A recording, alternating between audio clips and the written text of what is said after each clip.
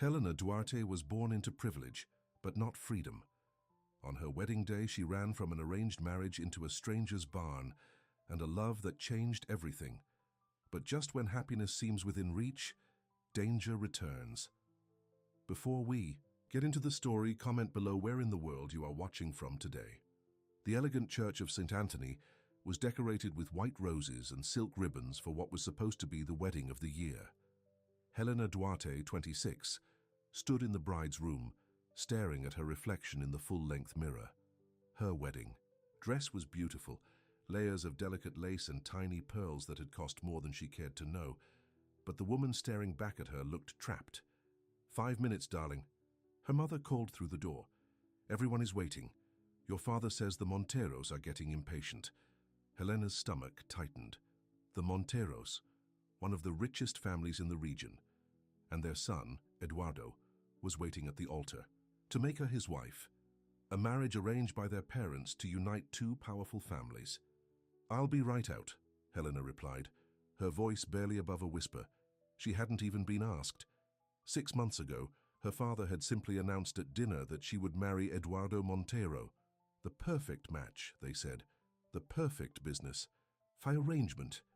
Helena touched the pearl necklace around her neck. It felt like a collar. A soft knock came at the door, and her best friend Maria peeked in. You look beautiful, Maria said, then frowned when she saw Helena's face.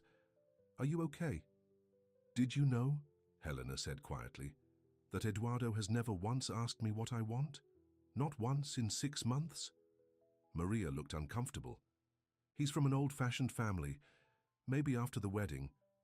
After the wedding, I'll be his property. Helena cut in. Just like this dress, just like this necklace. She touched the window, looking out at the open fields beyond the church grounds. I can't do this, Maria. Helena, don't be dramatic. Everyone is waiting. Your father will be furious if what?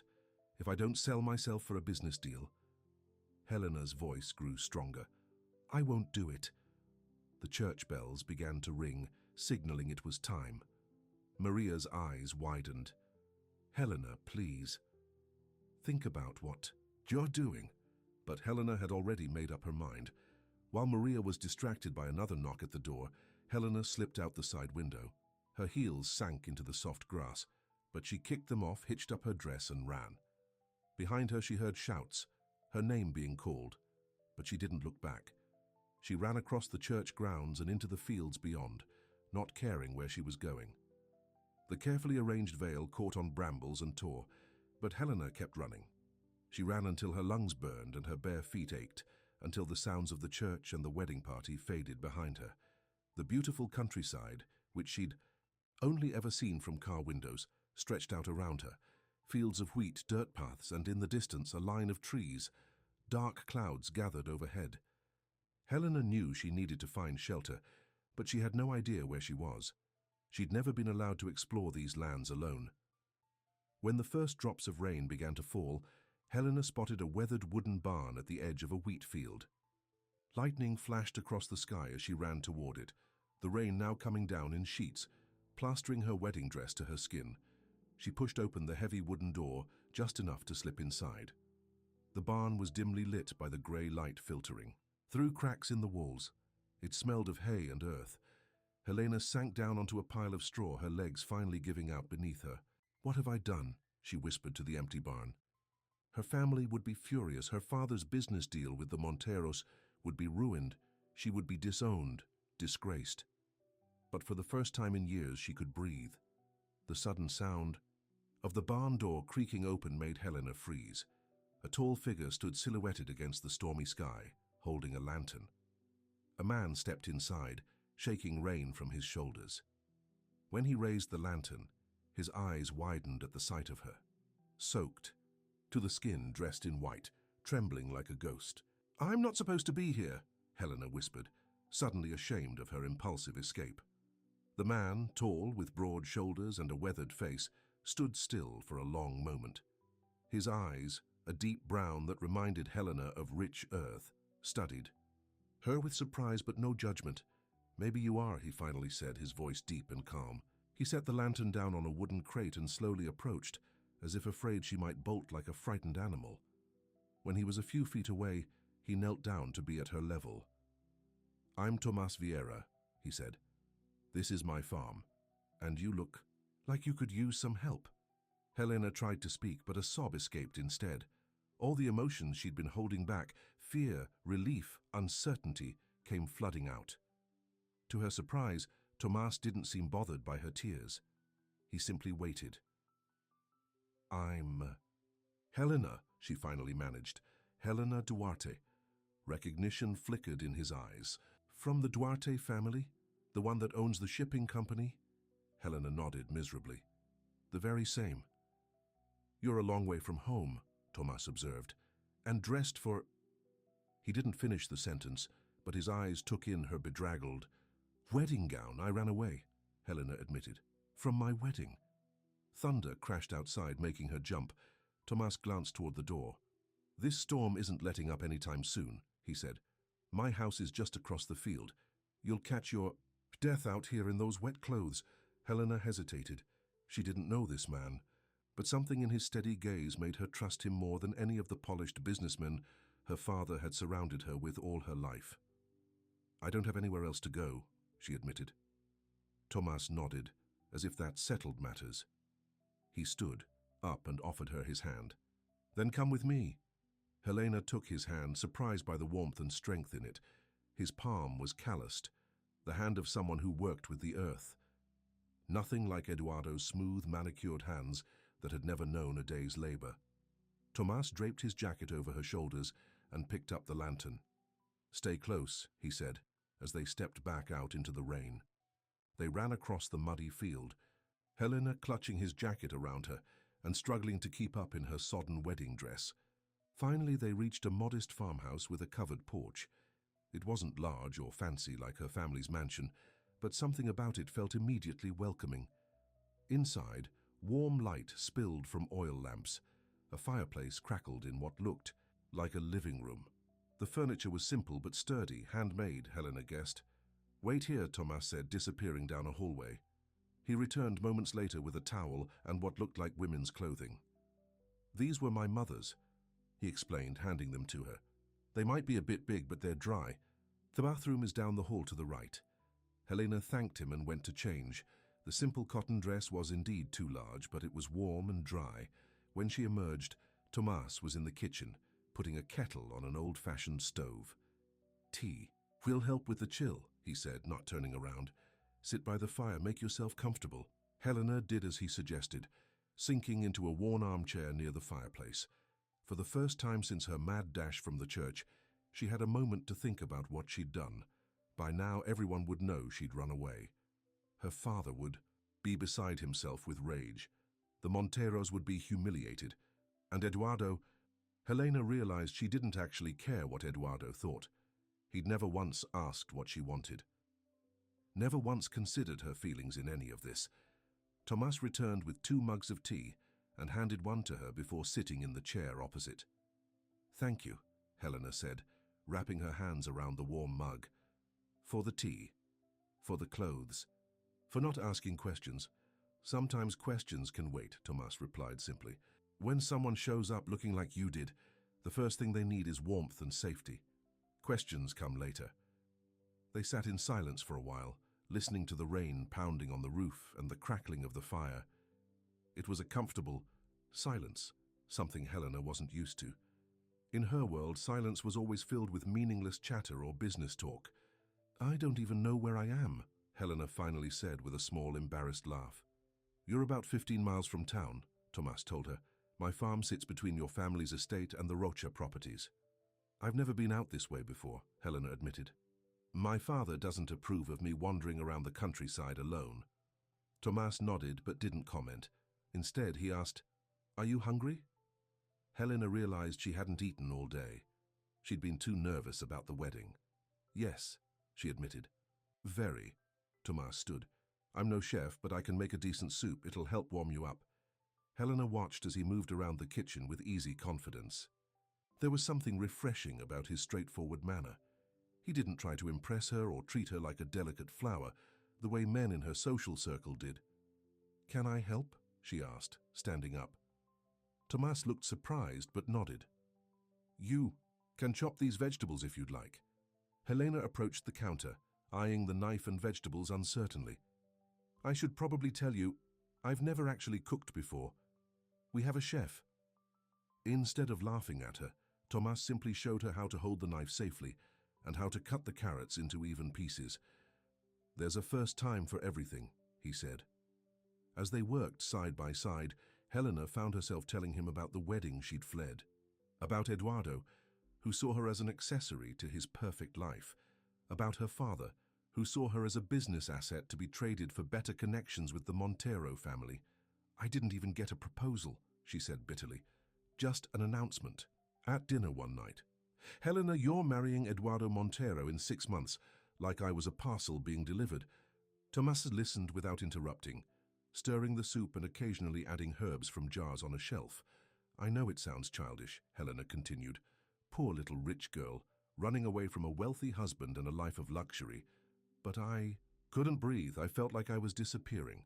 It doesn't sound childish, Tomas said quietly. It sounds like you want to be seen as a person, not a possession. There's nothing childish about that. Helena blinked back tears. That was exactly it. She wanted to be seen. Really seen. The soup was delicious, simple but flavorful. They ate at a small wooden table by the kitchen window, watching the rain continue to fall outside. What about you? Helena asked. You live out here all alone? Tomas nodded. This farm has been in my family for generations. My parents passed away 5 years ago. It's just me now. No wife? Helena asked, then blushed. I'm sorry, that's too personal. It's fine, Tomas said with a small smile. There was someone once, Maria. We were engaged, but she died in a car accident just before our wedding. I'm so sorry, Helena said softly. It was a long time ago. Tomas replied. 7 years now, and you never found someone else? Tomas shrugged. The women who showed interest were more interested in my land than in me. My farm may not look like much, but it's one of the most productive in the region. Good soil. He looked out the window at his fields. I decided I'd rather be alone than with someone who saw me as a means to an end. Helena felt a pang of recognition. I understand that feeling. After dinner, the reality of her situation began to sink in.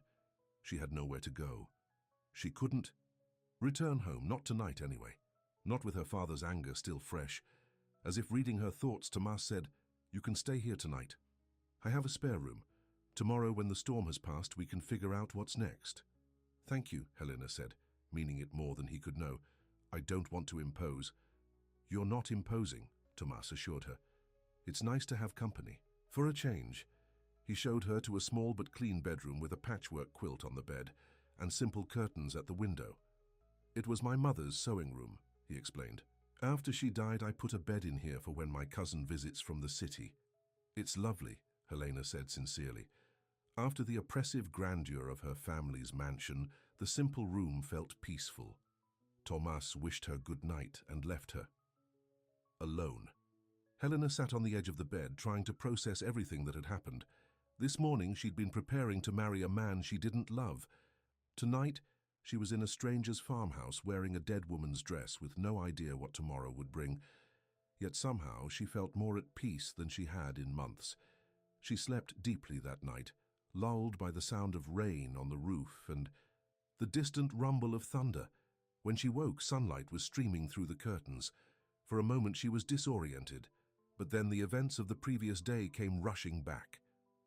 Helena got up and smoothed out the borrowed dress as best she could. She ran her fingers through her tangled hair, wishing for a brush. When she stepped out of the bedroom, she heard movement in the kitchen. Tomas was at the stove, cooking something that smelled delicious. He looked up when she entered and gave her a small smile. Good morning, he said. I hope you slept well. Better than I have in months, Helena admitted. Thank you for everything. Tomas nodded toward the table, which was set for breakfast. Hungry, they ate in comfortable silence until Tomas finally asked the question that hung between them. What will you do now? Helena set down her fork. I don't know. I can't go back home, not yet. My father won't forgive me for embarrassing him in front of the Monteros. You're welcome to stay here. Tomas said, his voice careful, neutral. Until you figure things out. Helena looked at him in surprise. You'd do that? For a stranger? Tomas met her gaze steadily. You're not quite a stranger anymore, and yes, I would. There was something in the way he looked at her, not as a prize or a possession, but as a person, that made Helena's heart beat faster. I'd like that, she said softly. If you're sure. I'm sure, Tomas replied. Then, with a hint of a smile, he added, though you should know life here isn't anything like what you're used to. There's work to be done every day.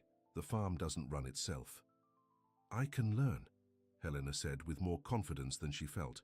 I want to learn. Tomas studied her for a moment, then nodded. All right then, we'll start today. And so began Helena's new life at Tomas Vieira's farm. The days that followed were unlike anything she'd experienced before. Tomas showed her how to feed the chickens, collect eggs, tend the vegetable garden, and even milk the goats, a task that terrified her at first, but soon became one of her favorites. Her soft hands grew calloused, her pale skin tanned under the sun. Her muscles ached in ways they never had before, but each night, as she fell into an exhausted sleep, she felt a satisfaction she'd never known in her old life of leisure and luxury, and each day she learned more about the quiet farmer who had taken her in. Tomas was intelligent, well-read, and kind. He treated his animals with gentle respect. He knew every inch of his land like it was part of him, and he never, not once, made Helena feel like she was a burden or an obligation. A week passed, then 2.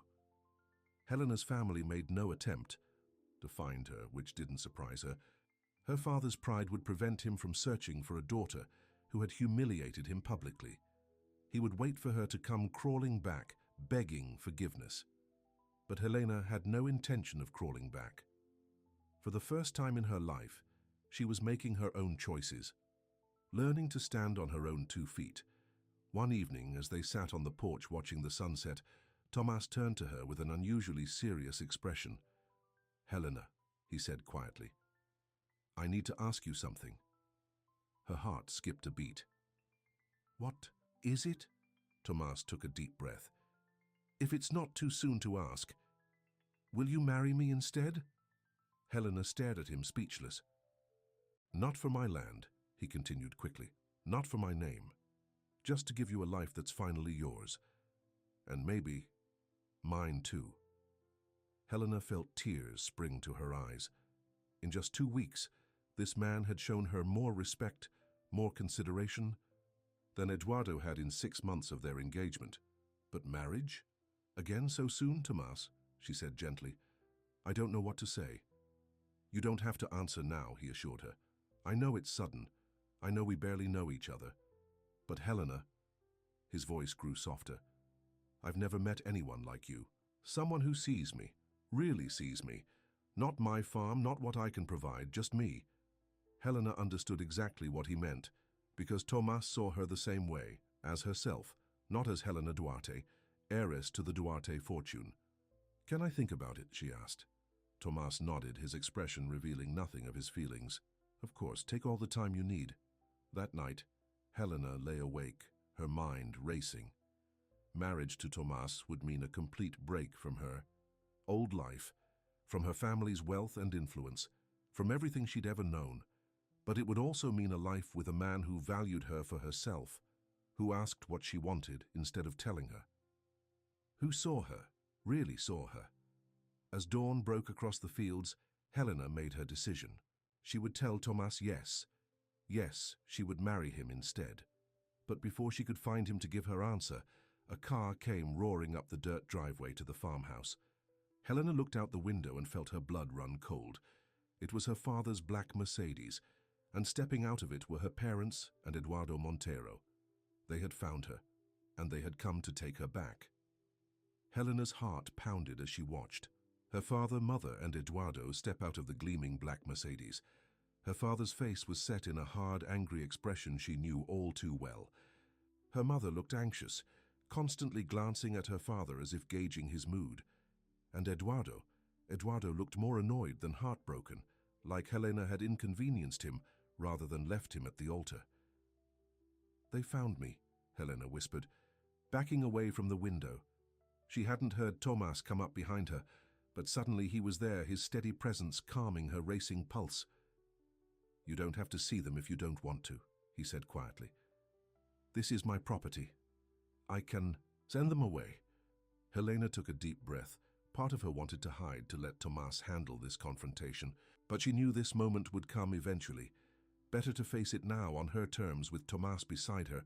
"No," she said, straightening her shoulders. "I need to do this." Tomas nodded, respect evident in his eyes. "I'll be right there with you." They walked to the front door together. Helena was acutely aware of her appearance, wearing one of Tomas's mother's old dresses, her hair pulled back in a simple ponytail, her skin tanned from days working in the sun. She looked nothing like the polished society daughter her parents had raised. Tomas opened the door just as her father was about to knock. Victor Duarte's fist froze in midair, his expression darkening at the sight of the farmer. "Where is my daughter?" he demanded, trying to look past Tomas into the house. "I'm right here, father," Helena said, stepping forward to stand beside Tomas. Her mother gasped at the sight of her. "Helena, what are you wearing? What have you done to yourself?" "Hello, mother," Helena said calmly. "Father Eduardo." Eduardo barely looked at her, his attention caught by the farmhouse and land beyond. Helena could practically see him calculating the value of Tomas's property. "This nonsense ends now," her father said sharply. "You've had your little tantrum. It's time to come home where you belong." "This isn't a tantrum," Helena replied, her voice stronger than she'd expected. "I made a choice. I couldn't marry someone who never once asked if I wanted to be his wife." Eduardo finally focused on her, his handsome face twisted in a smirk. "Asked? Why would I need to ask? The arrangement was already made." "That's exactly the problem," Helena said. "An arrangement, like I'm a piece of furniture being moved from one house to another." Her father stepped forward, his face reddening. "Enough of this foolishness. Get in the car, Helena. We can still salvage this situation. The Monteros are willing to overlook your indiscretion. The wedding can be rescheduled for next month." "No, it can't," Helena said firmly, "because I won't be there." Her mother moved forward, reaching for her hand. "Darling, please think about what you're doing. Think about your future, about the family name." "I am thinking about my future," Helena insisted. "For the first time in my life, I'm making my own choices by hiding out at some farmer's house." Eduardo scoffed. "Playing at being a country girl. How long before you miss your credit cards and shopping sprees?" Helena felt Tomas stiffen beside her, but was grateful when he remained silent, allowing her to fight her own battle. "I've been here for 2 weeks," she told Eduardo, "and I haven't missed any of that for a single minute. What I do miss is being treated like a person, not a possession. Something Tomas has shown me is possible." Her father's eyes narrowed as he looked at Tomas. "So that's what this is about. You've been taking advantage of my daughter's emotional state. What do you want? Money? Is that it?" Tomas's expression remained calm, though Helena could sense his anger bubbling beneath the surface. "I haven't asked your daughter for anything, Mr. Duarte," he said evenly. "She needed a safe place to stay, and I provided it. That's all." "That's not all, and we both know it," Victor sneered. "Men like you always want something from the Duarte family." "Father," Helena protested, "Tomas has been nothing but kind and respectful, which is more than I can say for how you've treated me." Her father ignored her, still focused on Tomas. "I'll make this simple. Name your price to send my daughter home where she belongs." Tomas's jaw tightened. "Helena isn't property to be bought and sold. She's free to stay or go as she chooses." "How noble," Eduardo cut in, his voice dripping with sarcasm. "The humble farmer with no interest in the Duarte fortune. Do you expect us to believe that?" Helena had heard enough. "Stop it. All of you. This is exactly why I ran away. You talk about me like I'm not even here, like what I want doesn't matter." Her father turned to her, his expression softening slightly in that calculating way Helena knew meant he was changing tactics. "Helena, darling," he said, his voice gentler, "we're just worried about you. You've always been impulsive, led by your emotions. We only want what's best for you." "No," Helena replied. You want what's best for the Duarte business interests? That's not the same thing. And what do you think is best for you? Her mother asked, genuine confusion in her voice. Living in this place? Working like a common laborer? You weren't raised for this life, Helena. Helena looked around at the modest farmhouse, at the fields beyond where she'd spent the past 2 weeks learning and growing in ways she never had before. Maybe I wasn't raised for it, she admitted, but I'm choosing it now. Eduardo stepped forward, impatience clear on his face. This has gone on long enough. Helena, I'm willing to forgive this embarrassing episode. Come home, we'll have a quiet ceremony, just family. No one needs to know about this. He waved his hand dismissively at the farm. Helena looked at him, really looked at him, and wondered how she'd ever agreed to marry this man who so clearly saw her as nothing more than an accessory to his perfect life. There won't be any ceremony, quiet or otherwise, she told him firmly. I'm not marrying you, Eduardo. Not now. Not ever. Eduardo's face darkened with anger. You're making a mistake, a big one. The mistake was agreeing to marry you in the first place, Helena replied. I'm correcting it now. Her father moved closer, his voice dropping to that dangerous quiet tone she'd heard him use in business deals gone wrong. Helena, you are coming home with us today.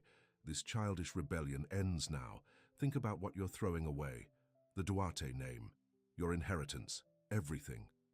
Helena felt a chill at his words, but she stood her ground. Are you threatening to disown me? I'm stating facts, her father replied coldly. The Duarte fortune goes to Duartes. If you choose to turn your back on this family, on the marriage we arranged for your benefit, then you choose to walk away from everything that comes with the Duarte name.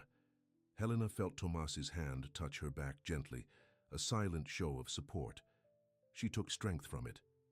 Then I guess I'm not a Duarte anymore, she said, her voice trembling slightly but determined. Her mother gasped. Helena, don't say such things.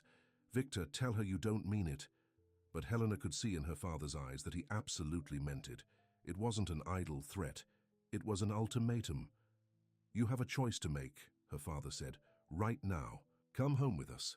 Marry Eduardo as planned and remain a Duarte with all the privilege that entails, or stay here with your farmer and be cut off completely, no money, no support, nothing. Helena had expected this, but hearing the words still hurt. For all their flaws, these were her parents. This was her family. Could she really walk away from everything she'd ever known? She glanced at Tomas, who was watching her with those steady eyes that somehow made her feel both seen and free. In just 2 weeks, he had shown her more genuine care than her family had in years. I'm staying, Helena said quietly. Helena, please, her mother begged, tears in her eyes. Don't do this. I've made my decision, mother. Her father's face hardened into a mask of cold fury. So be it. From this moment, you are no longer my daughter. You will receive nothing from the Duarte family, not 1 penny. Eduardo snorted in disgust. She'll come crawling back when she realizes what real work is, when her hands are ruined and her back aches from labor. My hands are already calloused, Helena said, holding them up to show him. And I've never slept better than after a day of honest work. Her father turned to leave, taking her mother's arm. Let's go, she's made her choice. Helena, her mother called back, her voice breaking. You can always come home, remember that. No, she can't, her father said sharply. She's chosen her path. Eduardo lingered a moment longer, his eyes moving between Helena and Tomas. You think this is love? He wants something, they always do. Goodbye, Eduardo, Helena said firmly. With a final scornful look, Eduardo turned and followed her parents to the car. Helena watched as they drove away, dust billowing behind the expensive vehicle as it sped down the dirt road. When they were gone, the silence felt heavy and thick. Helena's legs suddenly felt weak, and she sank down onto the porch steps, trembling. Are you okay? Tomas asked softly, sitting beside her. I don't know, Helena admitted. I just lost my family. Everything I've ever known. Tomas was quiet for a moment. You can still go after them, he said finally. If you want to. I wouldn't. Blame you? Helena looked at him in surprise. You'd let me go that easily? It wouldn't be easy at all, Tomas said, his voice rough with emotion. But I meant what I said. You're free to choose. I won't be another person who tries to control you." Helena felt tears spring to her eyes at his words. "That's exactly why I want to stay." Tomas reached out hesitantly and took her hand. His calloused palm against hers felt right, like two puzzle pieces fitting together. "About what I asked you last night," and he began. "Yes," Helena said simply. Tomas looked at her in surprise. "Yes?" "Yes, I'll marry you," Helena said, a smile breaking through her tears. "Not for your land, not for your name, but because you see me, really see me. And I see you too, Tomas Vieira." Tomas's face transformed with a smile brighter than any Helena had ever seen. Without saying a word, he leaned forward and kissed her, their first kiss. It was gentle and sweet, a promise, rather than a demand. When they pulled apart, Helena looked out at the field stretching before them. This would be her home now. This quiet, hard-working life with a man who valued her for herself, not for what she could bring him. "I should warn you," she said with a small laugh. "I still have a lot to learn about farming." "We have time," Tomas replied, squeezing her hand. "All the time in the world." The weeks that followed were both the hardest and the happiest of Helena's life. True to his word, her father had cut her off completely.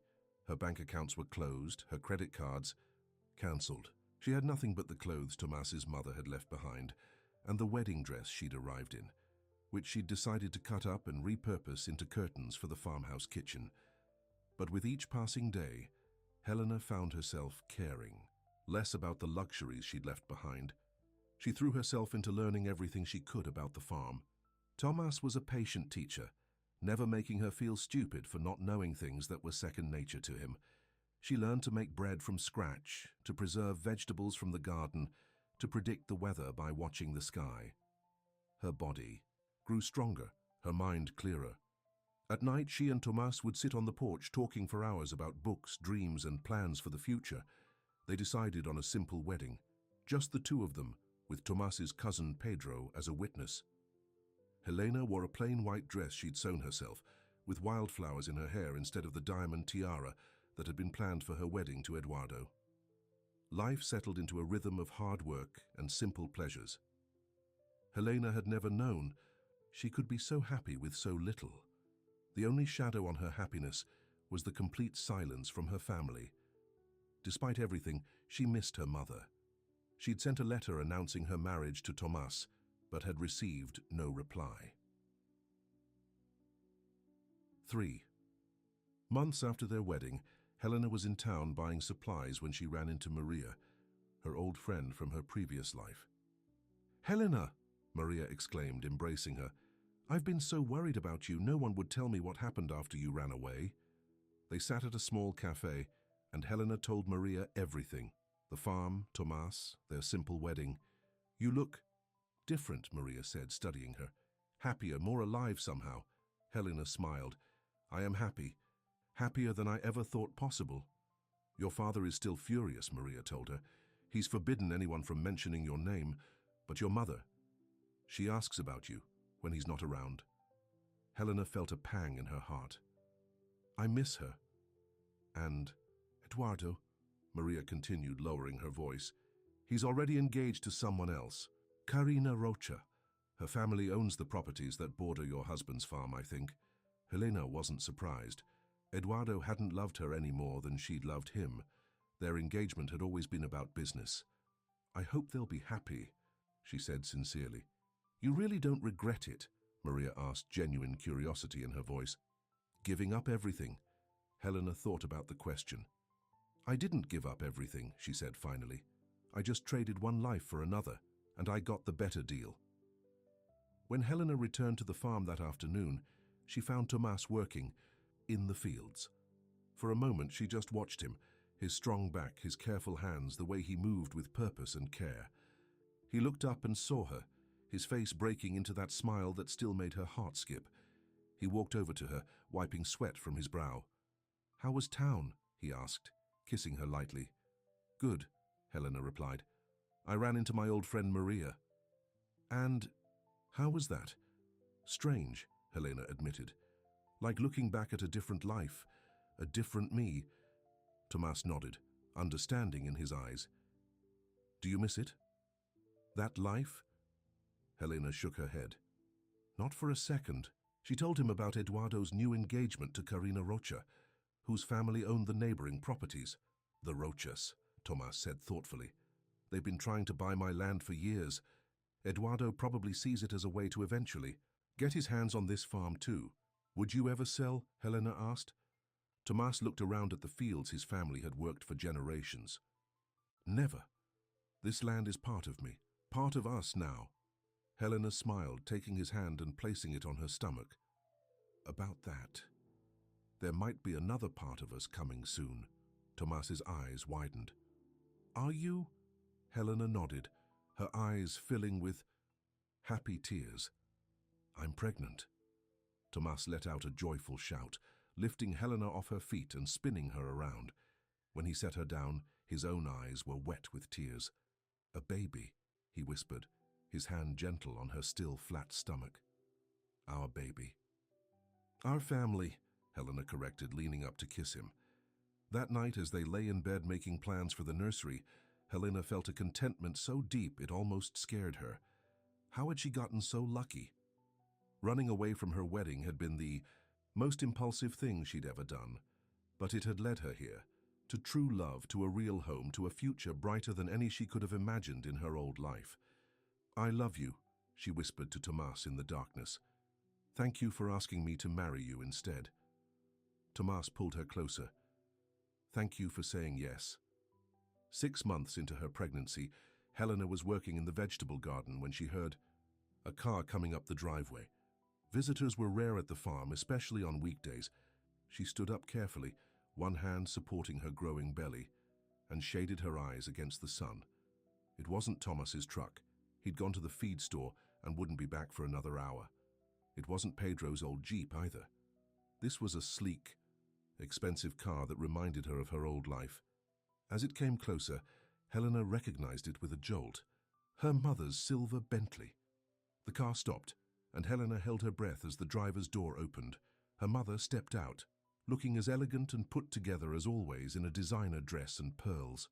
But her face, when she saw Helena, crumpled with emotion. Helena, she said, her voice breaking. Oh, my darling. Helena moved toward her mother slowly, unsure of her welcome. Mother, what are you doing here? I had to see you, Isabella Duarte said, her eyes filling with tears as she took in Helena's pregnant belly. Maria told me. She said you were expecting. I'm going to be a grandmother. Father doesn't know you're here, does he? Helena asked. Her mother shook her head. He thinks I'm at a charity luncheon in the city. He can't know Helena. He still won't hear your name spoken. Helena felt a familiar mixture of hurt and anger at her father's continued rejection. Then why risk coming here? Because you're my daughter, Isabella said simply. And nothing, not even your father's pride, can change that. I've missed you so much. Helena felt her own eyes fill with tears. I've missed you too.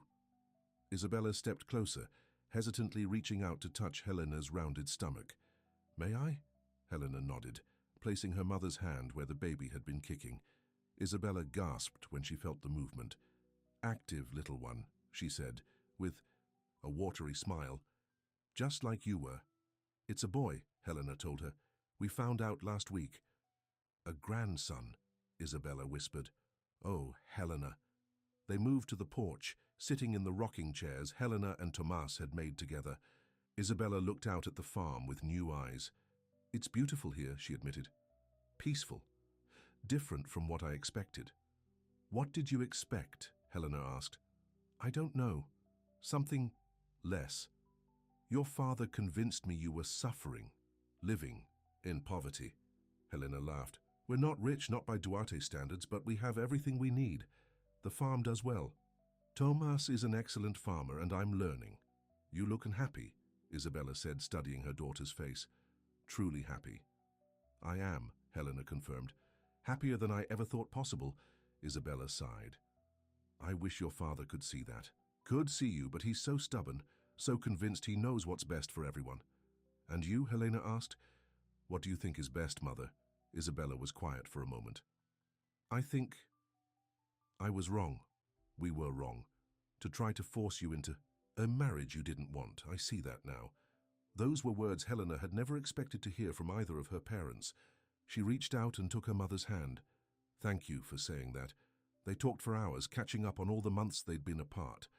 Helena showed her mother around the farm, introduced her to the goats and chickens, showed her the nursery they were preparing for the baby. We're painting it blue, Helena explained, showing her the half-finished room. Tomas is making the crib himself. He seems like a good man, Isabella said. A good husband. The best, Helena agreed. He sees me, Mother. Really sees me. Not as a Duarte, not as a trophy wife, just as Helena. Isabella's eyes filled with tears again. That's all I ever wanted for you, even if I went about it all wrong. For you to be loved for yourself. When they heard Tomas's truck returning, Isabella glanced nervously at her watch. I should go. Your father will be expecting me home for dinner. Will you come back? Helena asked, suddenly afraid this might be the last time she saw her mother. Isabella nodded firmly. Wild horses couldn't keep me away from my grandson. I'll find a way. They embraced tightly, Helena's baby bump between them. I love you, Mother, Helena whispered. I love you too, my darling girl, Isabella replied. So very much. As Isabella drove away, Tomas pulled up in his truck. He got out looking confused. Was that my mother? Helena confirmed. She came to see me, to see us. Tomas's expression softened. I'm glad. I know you've missed her. She's going to come back, Helena told him, happiness bubbling up inside her, to see the baby when he's born. Tomas wrapped his arms around her, his hands resting on her belly where their son grew. Our family is growing, he said softly. Helena nodded, watching her mother's car disappear down the road. Perhaps someday even her father would come around, but if he didn't, that was his loss. She had made her choice, and it was the right one. As they walked hand in hand back to the farmhouse, their home, Helena felt complete in a way she never had before. She had Tomas, their baby, on the way, and now, at least partly, her mother.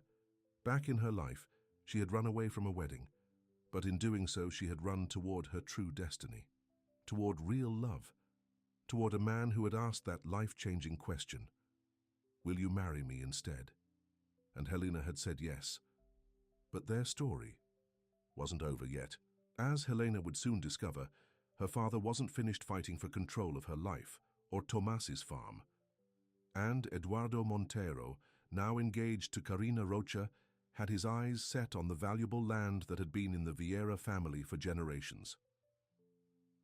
The sigh. Happiness, Helena had found, might soon be tested in ways she never imagined. 3 weeks after Isabella's surprise visit, Helena was hanging laundry on the clothesline behind the farmhouse when she noticed a black SUV driving slowly past the property. Something about it made her uneasy. It wasn't local. She knew most of the vehicles in the area by now, and it moved too slowly, like someone was examining the farm. When Tomas returned from the fields for lunch, she mentioned it to him. Probably just lost tourists, he said, though his expression was troubled. The GPS sometimes sends city folks down our road when they're trying to reach the hiking trails.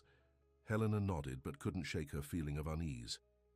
Maybe, she said, but it felt like they were looking at the farm. Really looking at it. Tomas squeezed her hand reassuringly. Don't worry. This land has been in my family for generations. It's not going anywhere. But that evening they received an unexpected visitor. Miguel Santos, the town's only lawyer, pulled up in his ancient pickup truck. Helena had met him a few times at the farmer's market and liked his straightforward manner. Evening, Tomas, Helena, Miguel greeted them as they met him on the porch. Sorry to drop by unannounced, but I thought you should know. There's been some talk in town. What kind of talk? Tomas asked, offering the older man a seat and a glass of lemonade. Miguel settled into a rocking chair, his weathered face serious. The Rocha family has been making inquiries about your property lines, and they've hired a big city lawyer, someone with connections to the Montero family. Helena felt her stomach tighten. Eduardo, she said quietly. Miguel nodded. Seems your ex-fiancé is now engaged to Karina Rocha, and suddenly the Rochas are very interested in expanding their holdings. specifically in your direction. Tomas frowned. My property isn't for sale. They know that. I've told them the same thing every year for the past decade. I know that, Miguel said. But they're looking for another angle. They've been at the county records office, digging through old land deeds. Why? Helena asked. The boundaries have been established for generations. Miguel took a sip of lemonade. There's an old dispute from the 1950s between your grandfather and Old Man Rocha. It was settled with a handshake back then, the way things were done. But without proper documentation, they're trying to claim part of our land, Tomas realized, his voice hardening, using some decades-old boundary dispute. That's my guess, Miguel confirmed, and with the Montero money behind them now, they can afford to drag it out in court for years. Helena placed a protective hand on her 7-month pregnant belly. They're doing this because of me, she said. Eduardo can't stand that I chose Tomas over him. That may be part of it, Miguel agreed, but mostly it's about the land. Your farm sits on some of the richest soil in the region, Tomas, and your water rights with that natural spring on the north side. That alone makes this property incredibly valuable. Tomas stood up, pacing the porch. So what do we do? For now, nothing, Miguel advised. They haven't made any official moves yet. I just wanted you to be aware, and maybe dig through your family papers, see if you can find any documentation of that old agreement. After Miguel left, Helena and Tomas sat in silence as darkness fell over the farm. I'm sorry, Helena finally said. This is happening because of me, because I ran away from Eduardo. Tomas turned to her, his expression fierce. No, don't ever think that. Eduardo and the Rochas have wanted this land for years. They're just using our relationship as an excuse to push harder now. But if you hadn't come here, Tomas interrupted gently, taking her hands, I'd still have this farm, but I'd be alone. And that would be a far worse fate than facing Eduardo Montero and all his lawyers. Helena leaned against him, drawing strength from his solid presence. We'll fight them, she said firmly. This is our home, our family's future. The next day, they began searching through the old trunks in the attic, looking for any documents that might help their case. Generations of Vieira family papers were stored there. Birth certificates, old letters, farm records. My father wasn't the most organized person, Tomas admitted, as they sorted through yet another box of mixed papers. And after my parents died, I just brought everything up here. I couldn't bear to go through it all then. Helena understood. Grief made even simple tasks feel impossible. We'll find it, she assured him. If there's any record of that agreement, we'll find it. They searched for days, fitting it in around farm chores and preparations for the baby. Helena's back ached from the combination of pregnancy and bending over boxes, but she refused to give up. A week after Miguel's warning, they had their first direct confrontation with the enemy. Helena was in the vegetable garden when she heard cars coming up the driveway. She straightened up slowly, one hand supporting her lower back, and watched as 3 vehicles approached: a sleek silver Mercedes, a black Range Rover, and a more modest sedan. Tomas came running from the barn, reaching Helena's side just as the cars stopped and their occupants emerged. Eduardo Montero stepped out of the Mercedes, looking as polished and cold as Helena remembered. From the Range Rover came an older couple Helena recognized as the Rochas, and from their side, a young woman with sharp features and an expensive handbag. Karina, Helena presumed. The sedan contained a thin man in a business suit, carrying a briefcase. What do you want, Montero? Tomas asked, his voice calm but with an edge of steel. Eduardo smiled, but it didn't reach his eyes. Just a friendly visit, Vieira. Neighborhood courtesy. This is private property, Tomas said, and you're not welcome here. The man with the briefcase stepped forward. Mr. Vieira, my name is James Wilson. I represent the Rocha family in a matter concerning property boundaries. We have nothing to discuss, Tomas replied. My property lines are clearly established. Mr. Rocha, a heavy-set man with a florid face, spoke up. That's where you're wrong, young man. There's been a discrepancy for years. Your grandfather knew it, my father knew it. That north section with the spring rightfully belongs to the Rocha estate. That's a lie, Tomas said flatly. That land has been Vieira land for over a century. The lawyer opened his briefcase and removed some papers. We have documents suggesting otherwise. A survey from 1953, that shows the boundary line a quarter-mile south of where your fence currently stands.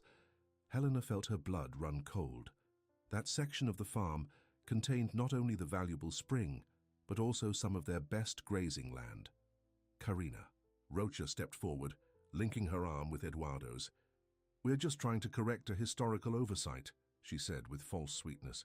"It's nothing personal." Eduardo's eyes moved to Helena's pregnant belly, and something ugly flashed across his face. "Well, perhaps a little personal," he amended. With a smirk, Tomas moved slightly, positioning himself between Helena and Eduardo. "If you have a legal claim, file it properly through the courts. Now get off my land." The lawyer looked uncomfortable, but Eduardo seemed to be enjoying the confrontation. "We thought we'd give you a chance to settle this amicably. The Rochas are prepared to compensate you for returning their rightful property." "It's not for sale," Tomas stated firmly. "Not at any price." Mr. Rocha's face reddened further. "Don't be a fool, boy. You're a small farmer going up against two of the wealthiest families in the region. You can't win." "We'll see about that," Tomas replied. Eduardo turned his attention to Helena. "Still playing farm wife, Helena? How quaint. I would have thought you'd have run back to civilization by now." Helena straightened her shoulders. "I'm exactly where I want to be, Eduardo. Which is more than I can say for Karina if she's with you." Karina's artificial smile faltered. Eduardo's face hardened. "You'll regret this stubborn pride," he said coldly. "Both of you." As they turned to leave, Helena called out, "Eduardo." He paused, looking back at her. "This isn't about the land, is it?" she asked. "This is about your bruised ego. You can't stand that I chose Tomas over you." Eduardo's expression confirmed her suspicion. "You made a mistake, Helena. One you'll pay for." After they drove away, Helena released a shaky breath. "They're serious about this." Tomas nodded grimly. "Yes, they are. But so are we." That night, they redoubled their efforts searching through the attic, desperate to find any documentation that might help their case. Helena was going through a box of her mother-in-law's keepsakes when she found an old photo album. She opened it, curious to see pictures of Tomas as a boy. But instead of family photos, she found newspaper clippings, carefully preserved between plastic sheets. The headlines caught her eye. "Local farmer stands up to land grab. Vieira wins court battle against Rocha claim." "Tomas," Helena called excitedly. "I think I found something." Tomas hurried over, and together they paged through the album. It contained a complete record of the boundary dispute. Newspaper articles, court documents, and most importantly, a signed and notarized agreement between Tomas's grandfather and old Mr. Rocha, establishing the boundary lines exactly where they currently stood. "My mother kept all this," Tomas said, his voice thick with emotion. "She must have known it might be needed someday." Helena squeezed his hand. "She was protecting your future, your heritage." The next day, they took the album to Miguel Santos. The lawyer examined the documents carefully, a slow smile spreading across his face. "This is exactly what we needed," he confirmed. "This agreement is legally binding. The Rochas have no case." Relief washed over Helena. "So it's over." Miguel's smile faded slightly. "Not quite. They'll still try to fight it. With the Montero money backing them, they can afford to drag this out, make it expensive for you." "We don't have that kind of money for a long legal battle," Tomas admitted. "Leave that to me," Miguel said firmly. "I've been wanting to take down these big city lawyers for years. I'll handle your case pro bono if necessary." Helena felt tears spring to her eyes. "Why would you do that for us?" Miguel looked at her kindly. "Because this community takes care of its own. And you're one of us now, Helena." Those words meant more to Helena than Miguel could know. After feeling like she didn't belong anywhere, not in her father's world of wealth and power, not in Eduardo's vision of a trophy wife, she had found her place here, with Tomas, on this farm, in this small community. In the weeks that followed, the legal battle began in earnest. The Rochas filed their claim, and Miguel responded with the documentation Helena had found. But as he had predicted, Eduardo and the Rochas pressed on, filing motion after motion, each requiring a response, each designed to drain Tomas and Helena's resources. While the legal drama unfolded, Helena's pregnancy progressed. The baby was due in just over a month, and she found herself torn between nesting instincts and the fear of losing their home. One afternoon, as Helena was resting on the porch swing, she was surprised to see her mother's silver Bentley coming up the driveway, again. This time, Isabella wasn't alone. A man was in the passenger seat, Helena's father. Helena struggled to her feet, her heart pounding. "Tomas!" she called, her voice tight with anxiety. Tomas came running from the workshop where he'd been finishing. The baby's crib. He saw the car and immediately moved to Helena's side, his arm around her waist. "It's okay," he murmured. "Whatever happens, we're together." Victor Duarte stepped out of the car looking uncomfortable and out of place in his expensive suit. His eyes widened slightly at the sight of Helena's very pregnant belly, but his expression remained unreadable. Isabella came around the car and took her husband's arm, seemingly guiding him forward. "Helena," her mother said warmly. "You look beautiful." "Mother," Helena replied cautiously.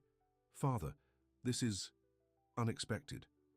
Victor cleared his throat. "May we come in? There are matters we need to discuss." Tomas and Helena exchanged a glance. Then Tomas nodded. "Of course. Please come. Inside." In the farmhouse kitchen, an awkward silence fell as Victor took in the modest surroundings. His eyes moved over the handmade curtains, crafted from Helena's wedding dress, the simple wooden table, the herbs drying from the ceiling beams. "Would you like some tea?" Helena offered, more to break the silence than anything else. "Yes, thank you," Isabella said quickly. As Helena prepared the tea, her hands trembling slightly, Victor finally spoke. "I've heard about your legal troubles," he said bluntly.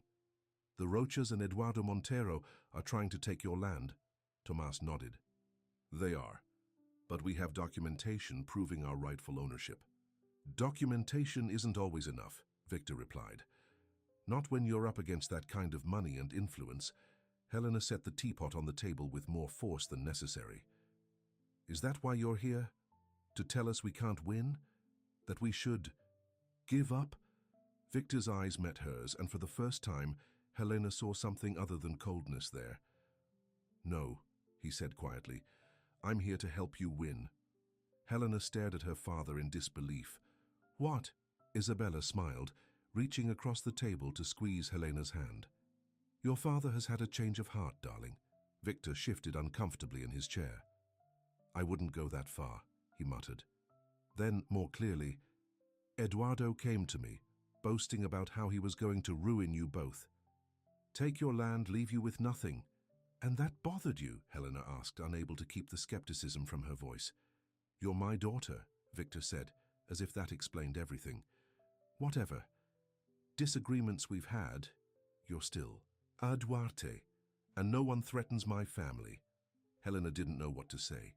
After months of silence, of being cut off, her father was suddenly offering help because Eduardo had made it personal. "What kind of help are you offering?" Tomas asked cautiously. "Legal and financial," Victor replied. "I've already spoken to Miguel Santos. Good man, but he's outmatched. I'm bringing in the best property rights attorney in the country to work. I'm with him, and I'm covering all expenses." Helena felt tears spring to her eyes. "Why now, father? After all this time?" Victor's gaze dropped to her pregnant belly. "Your mother tells me I'm going to have a grandson." "Yes," Helena confirmed, "in about a month." "A Duarte grandson," Victor said, then glanced at Tomas. "A Vieira. Two, of course, but my blood nonetheless." Tomas's expression remained neutral. "And that's enough to forgive Helena for not marrying Eduardo?" Victor's jaw tightened. "I still think she could have done better for herself," he said bluntly. Then, his expression softened slightly. "But she seems happy, happier than I've seen her in years. That counts for something," Isabella beamed. "What your father is trying to say in his own stubborn way is that he misses you.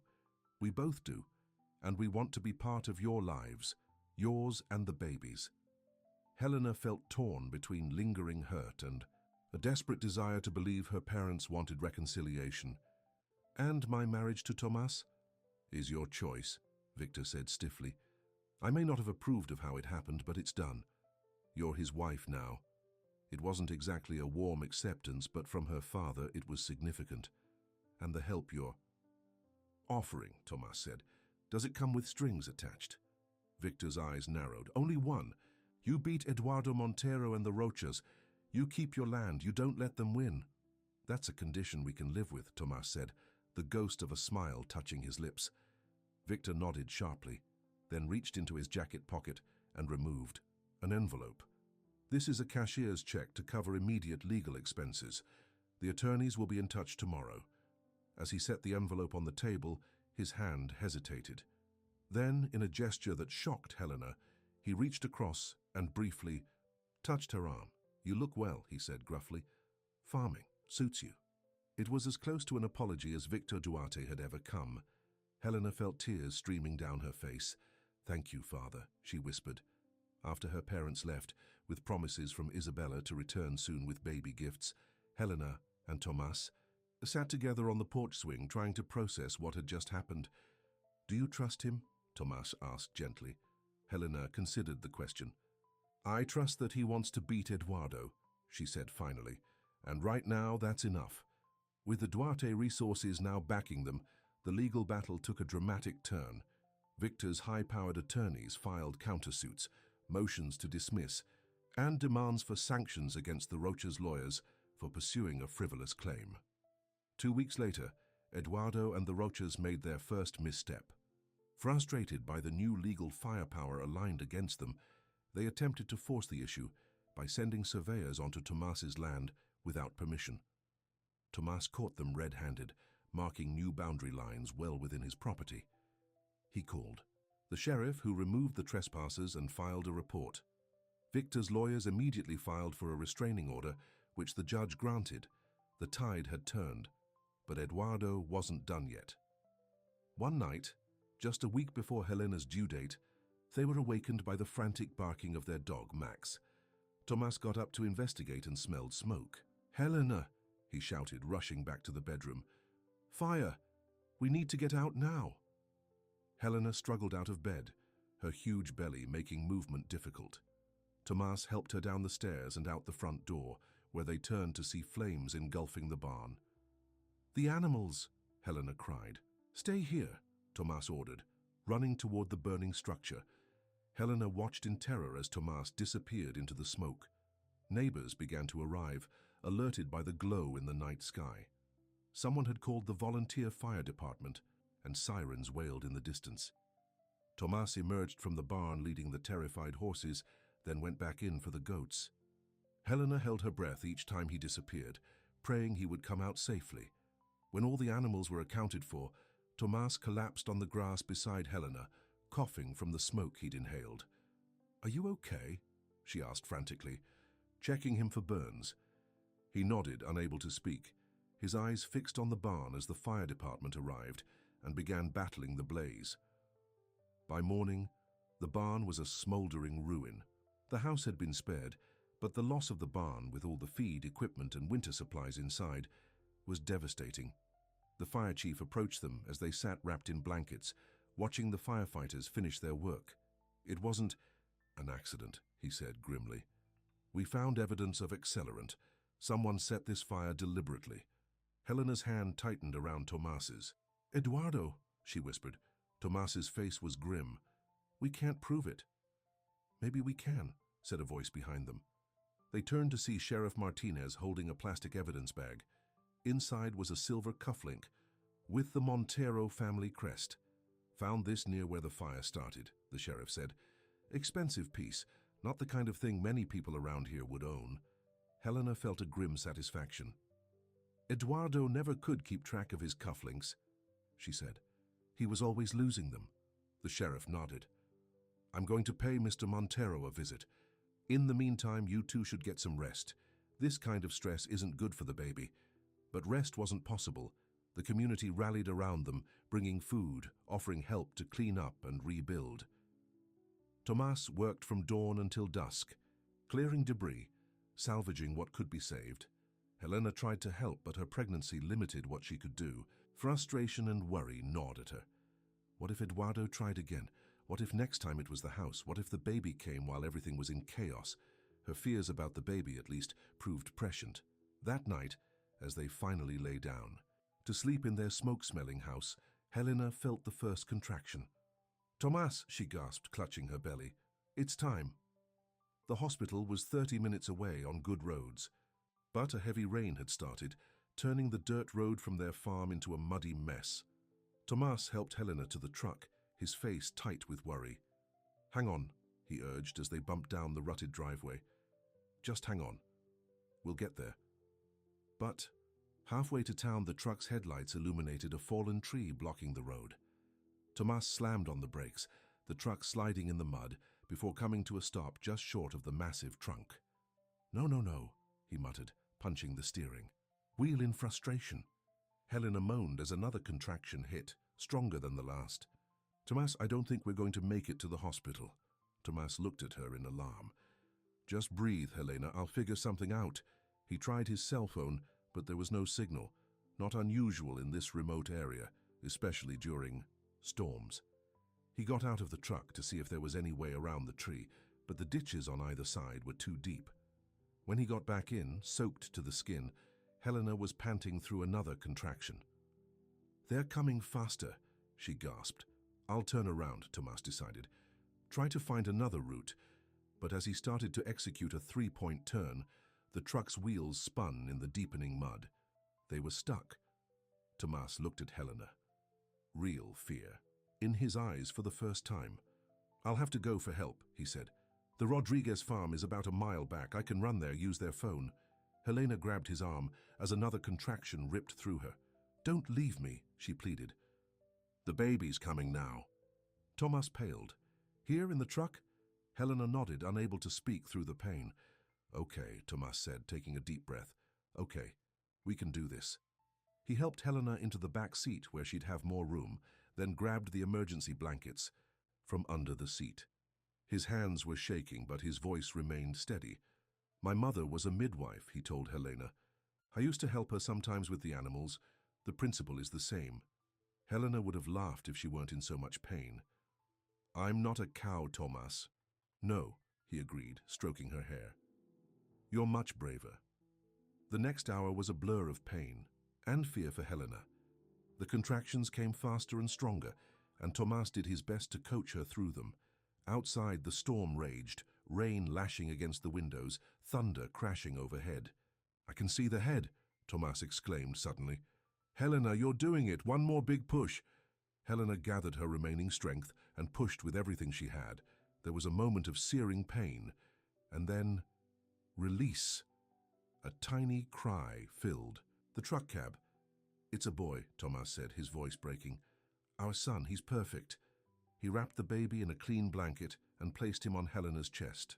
Despite her exhaustion, Helena felt a surge of love so powerful it took her breath away. "Hello, little one," she whispered, touching his tiny face. "You certainly know how to make an entrance." Tomas leaned over them, tears streaming down his face. "He's beautiful," he said, "just like his mother."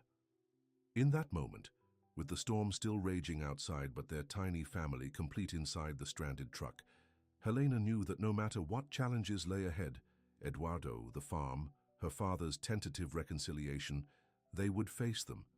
Together, they named him Miguel Antonio Vieira, after the lawyer who had stood by them and Tomas's father. And as dawn broke, the storm finally clearing, a search party found them, led by none other than Victor Duarte himself. Helena's father took one look at his newborn grandson, sleeping peacefully in Helena's arms, and his stern face softened completely. "Well, done," he said gruffly. "Both of you." And Helena knew that somehow, against all odds, everything was going to be all right. But the battle for their farm and their future was far from over. Eduardo Montero had escalated from legal maneuvers to arson. What would he try next? And more importantly, how far would Helena and Tomas go to protect what was theirs? The first month of baby Miguel's life passed in a blur of sleepless nights, constant feedings, and overwhelming love. Despite the stress of rebuilding the barn and the ongoing legal battle with Eduardo and the Rochas, Helena and Tomas found joy in their son's tiny fingers, his first smiles, and the peaceful moments when he slept in their arms. The community continued to rally around them. Neighbors helped Tomas rebuild the barn stronger and bigger than before. Isabella visited regularly, bringing baby clothes and offering to watch Miguel so Helena could rest.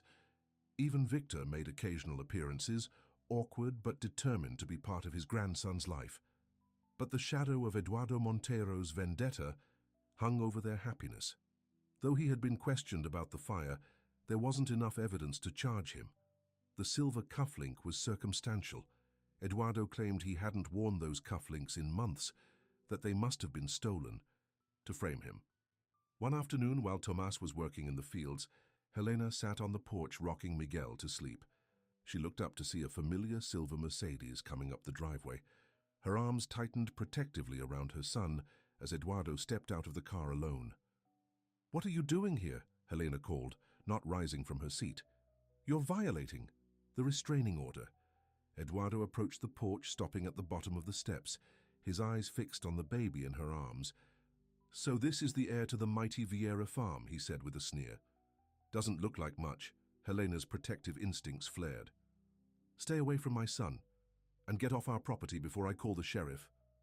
Eduardo smiled coldly. "Our business will be concluded soon enough. I just wanted to see for myself what you gave up everything for. A rundown farm, a common laborer for a husband, and now a squalling brat." He shook his head. "Was it worth it, Helena?" Helena met his gaze steadily. "Every single second. Now leave." "You know," Eduardo continued as if she hadn't spoken, "Karina and I have been discussing children. The Montero name must continue after all, but I find myself uninspired by the prospect with her." His eyes traveled over Helena in a way that made her skin crawl. "I sometimes wonder what our children might have looked like." "Get out," Helena said, her voice shaking with anger. "Now." Eduardo's smile widened. "Don't worry, I'm going, but remember this, Helena, I always get what I want, one way or another." He glanced around the farm. "And what I want now is to see you and your farmer husband destroyed."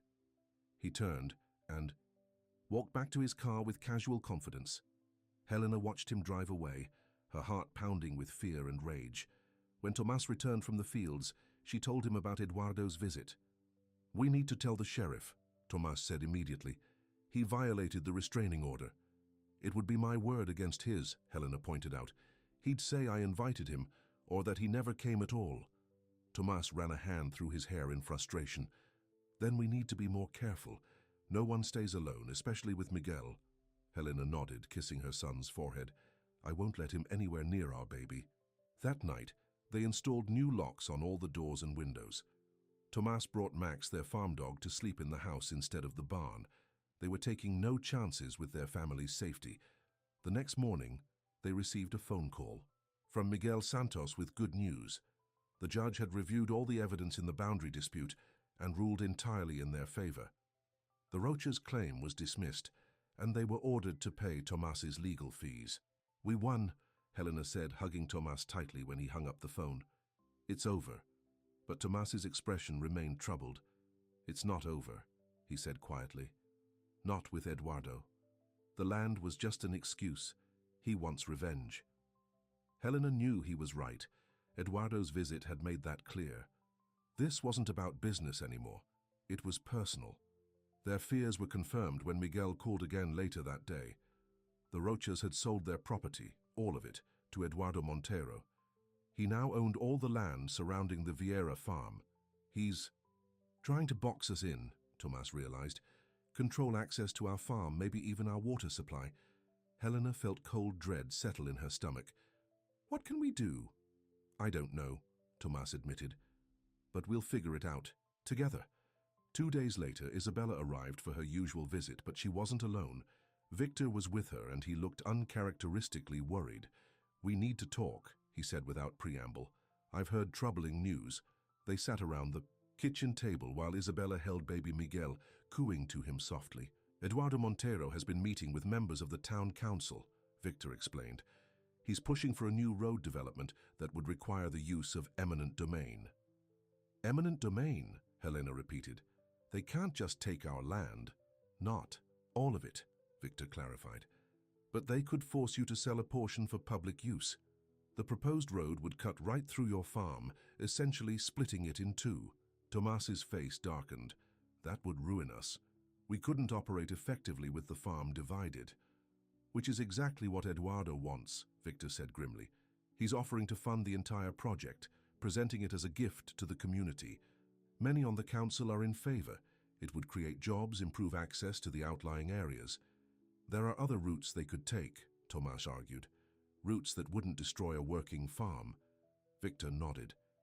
Yes, but those routes would require Eduardo to give up some of his newly acquired Rocha land. He's made it clear that's not an option. Helena felt sick. So he's using the town to do his dirty work now. Essentially, Victor agreed. It's clever. He gets what he wants while appearing generous to the community. What can we do? Tomas asked. Victor leaned forward. Fight it, publicly. Make it clear to the townspeople what's really happening. Eduardo may have money, but you have something he doesn't, the community's respect. Use it. Over the next few weeks, Helena and Tomas did exactly that. They attended town meetings, spoke to their neighbors, explained how the proposed road would affect not just their farm but the local agricultural economy. Many of the farmers rallied to their cause, recognizing that if eminent domain could be used against the Vieiras, it could be used against any of them. But Eduardo had deep pockets. He promised new jobs, infrastructure improvements, donations to the local school. The town was divided, with many still supporting the Vieiras, but others swayed by Eduardo's promises of progress and prosperity. The decisive town council meeting was scheduled for a Friday evening in late autumn.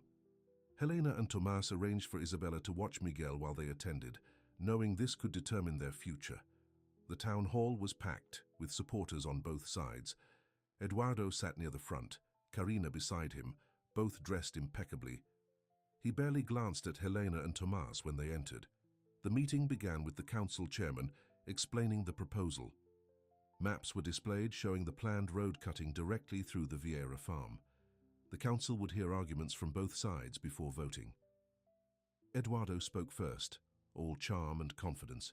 He talked about progress, about bringing the town into the modern era, about the jobs and opportunities his road would create.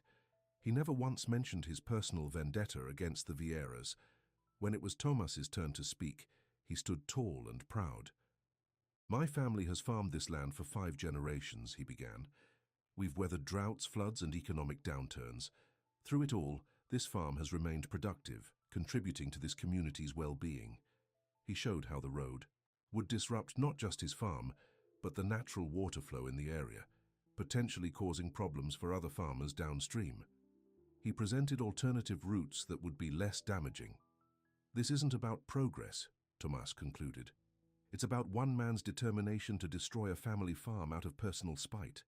Eduardo shot to his feet. That's a lie. This is about the greater good of the community. The chairman called for order as murmurs spread through the crowd. Helena stood next. Many of you have known me only a short time, she said, her voice steady despite her nerves. I came to this town as a runaway bride, escaping a marriage that had been arranged without my consent. She looked directly at Eduardo. The man I didn't marry was Eduardo Monteiro, and ever since I chose Tomas instead, he has been trying to punish us, first through legal claims, then through intimidation, and now through this road project. This is absurd, Eduardo interrupted. My personal history with Mrs. Vieira has nothing to do with this development. Doesn't it? Helena challenged. Is it just coincidence that of all possible routes, the one you're pushing for is the only one that destroys our farm? The crowd was restless now, people whispering to each other. Suddenly, the door at the back of the hall opened. Helena turned to see her father entering, followed by several people she didn't recognize. Victor Duarte moved to the front of the room with the authority of a man used to commanding attention. Mr. Chairman, council members, I have information relevant to this matter. The chairman, looking somewhat intimidated by Victor's presence, nodded. Go ahead, Mr. Duarte.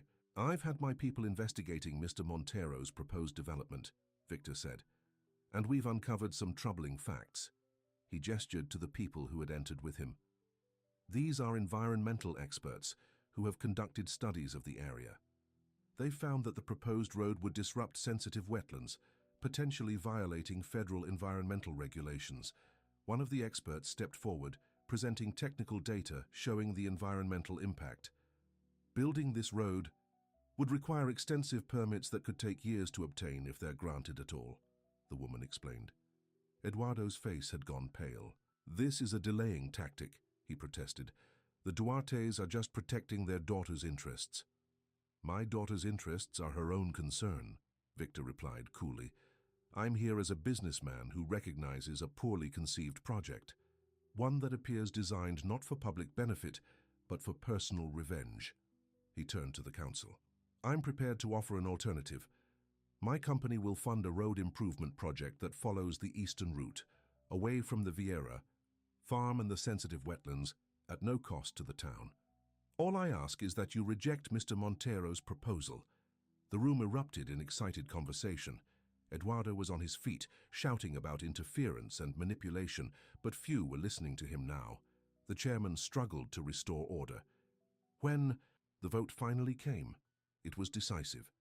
Eduardo's proposal was rejected 7-1. The council would pursue Victor's alternative instead. As the meeting broke up, Helena embraced her father. "Thank you," she whispered.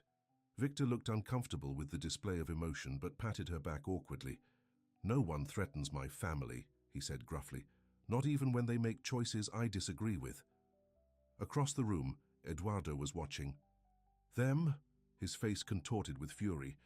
He shoved past Karina and stormed toward them. "This isn't over," he spat. "None of you understand who you're dealing with." Victor turned to face him, his expression coldly amused.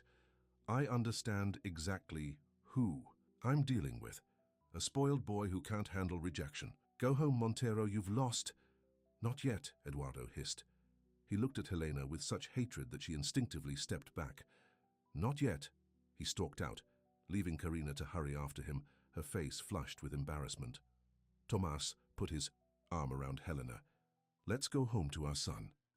The drive back to the farm was quiet, both of them processing the victory and Eduardo's ominous parting words.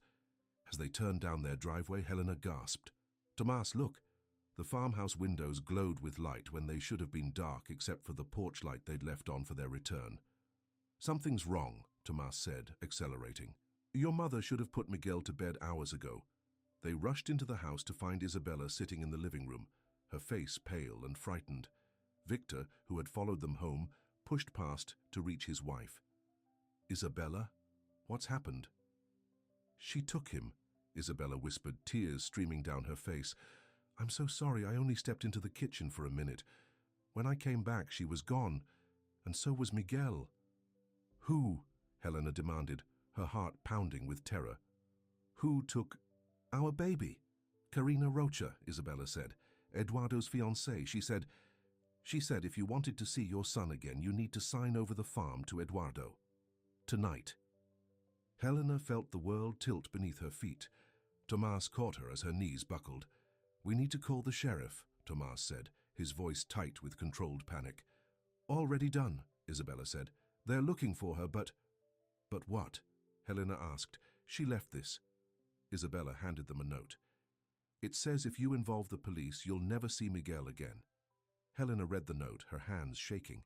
It gave an address, an old hunting cabin on what used to be Rocha land, now owned by Eduardo. They were to come alone with signed transfer papers for the farm within the hour. "We have to go," Helena said immediately. "We have to get Miguel." "It's a trap," Victor warned. "Eduardo won't let any of you leave that cabin alive. He's gone. Too far now. Kidnapping is a federal crime. He has nothing to lose." "I don't care," Helena said fiercely. "He has our son." Tomas was already moving, grabbing his truck keys. "I'll handle Eduardo." "Not alone," Victor said firmly. "I'm coming with you." "No." Tomas shook his head. "The note says to come alone. We can't risk Miguel's safety." "And I can't risk my daughter and grandson," Victor countered. "I have a gun. In my car. Eduardo won't be expecting me." Helena looked between the two men she loved, her husband and her father, both willing to risk everything to protect her son. "We go together," she decided, "but carefully." Miguel's safety comes first. They drove separately, Tomas and Helena in the truck, Victor following at a distance. The hunting cabin was deep in the woods, accessible only by a narrow dirt track. They parked some distance away and approached on foot, moving silently through the trees. The cabin was lit by a single lamp visible through the window. Tomas motioned for Helena to stay back while he crept closer to look inside. When he returned to her side, his expression was grim. "Karina is in there with Miguel," he whispered. "He's in a portable crib, appears to be sleeping. No sign of Eduardo." "He'll be nearby," Victor said quietly, joining them in the shadows. "This is his show. He'll want to see it play out." "I'll go in first," Helena said. "Karina might be less threatened by me. I'll try to get Miguel." "It's too dangerous," Tomas protested. "She's a woman who stole another woman's child," Helena replied. "I want to look her in the eye, woman to woman, mother to kidnapper." Tomas hesitated, then nodded reluctantly. "Victor and I will be right outside. At the first sign of trouble." "You'll come in," Helena finished. "I know." She straightened her shoulders and walked toward the cabin door. Her heart was pounding, but her mind was clear. Nothing mattered now except getting her son back safely. Helena knocked on the door. "Karina, it's Helena, I'm alone." After a moment, the door opened. Karina stood there, her perfectly made-up face showing signs of strain. "Where are the papers?" she demanded. "I want to see my son first," Helena replied firmly. Karina hesitated, then stepped back to let Helena enter. Miguel was indeed sleeping in a portable crib in the corner of the small cabin. Helena had to fight the urge to run to him. "He's fine," Karina said dismissively. "Hasn't even cried much. Now the papers." "Why are you doing this?" Helena asked. Genuinely curious. "This isn't about land anymore. This is kidnapping. You could go to prison for years." Something flickered in Karina's eyes. Uncertainty, fear.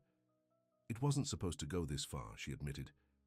"But Eduardo, when he gets like this, there's no reasoning with him."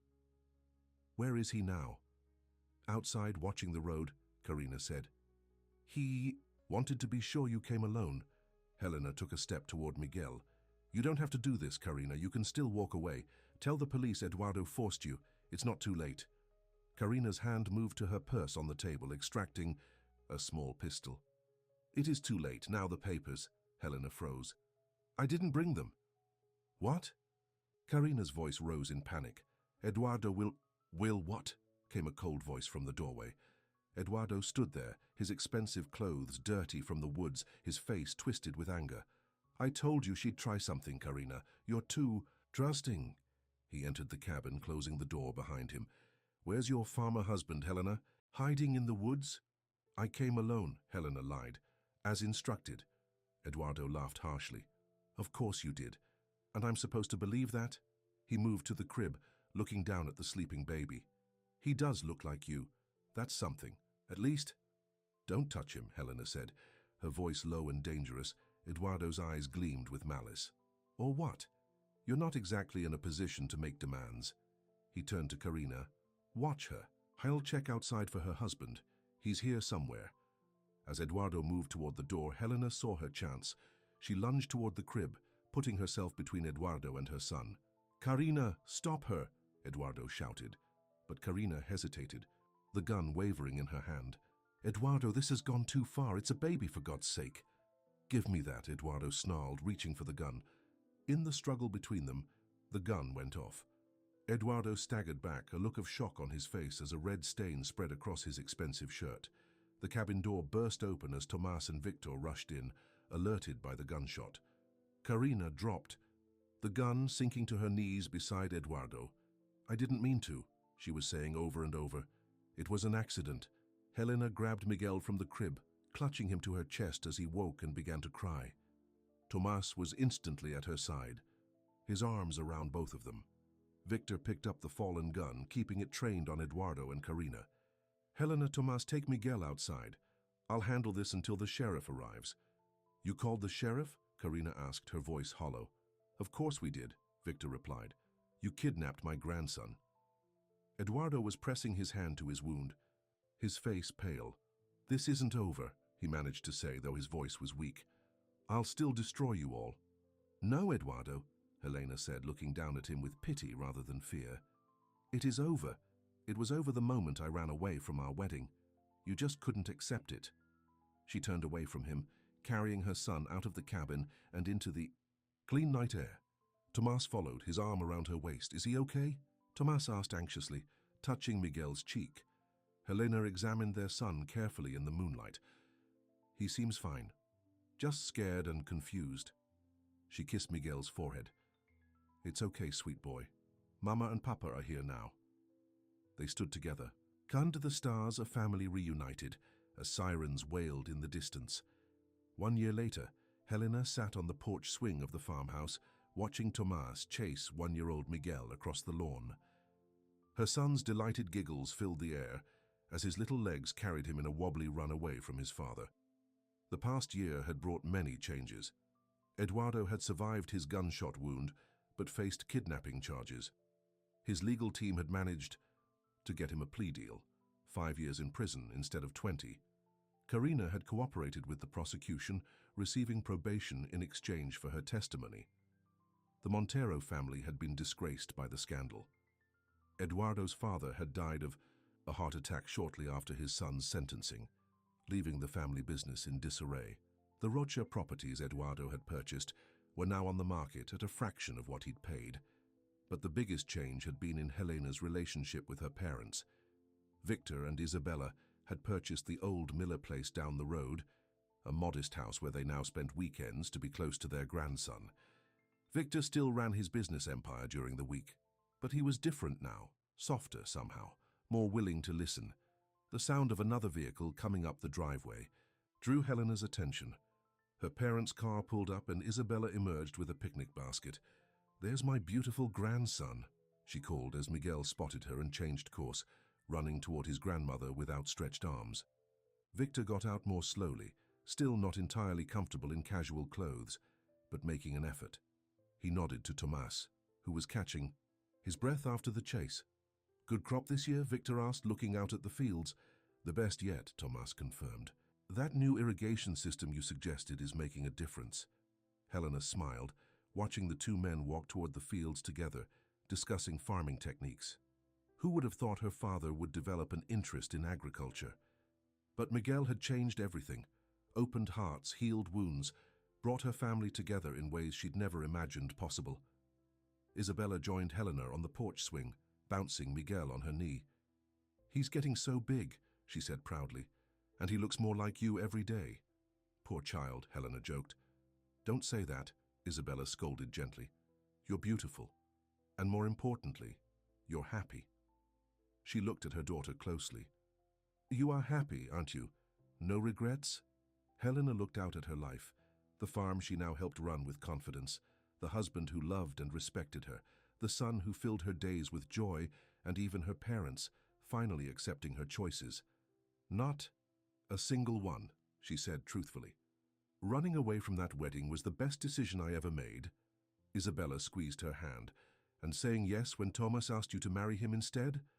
Helena smiled, watching as Tomas demonstrated something to her father in the field, his movements sure and strong, his face lit with passion for the land he loved.